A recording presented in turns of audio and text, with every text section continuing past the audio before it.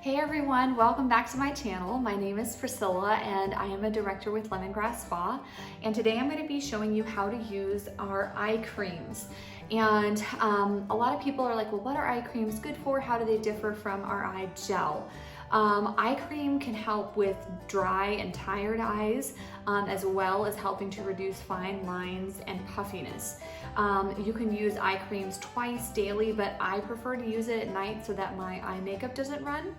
We have a couple different kinds of eye creams, so reach out to me or your Lemongrass Spa consultant so that we can help you choose the best one for your skin type. Just for reference sake, you're going to want to use eye creams after serums and moisturizers. So it's kind of going to be the last step in your facial routine, and it just takes a teensy tiny amount, probably like a quarter pump. And I'm going to show you how exactly what the best way is to use your eye cream.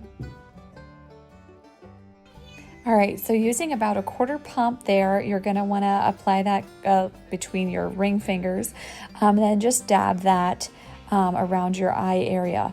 A good rule of thumb to use when using any eye products is to keep them on the orbital bone, like kind of on your eye socket, instead of getting them too close to your eye, and then just allow that to dry.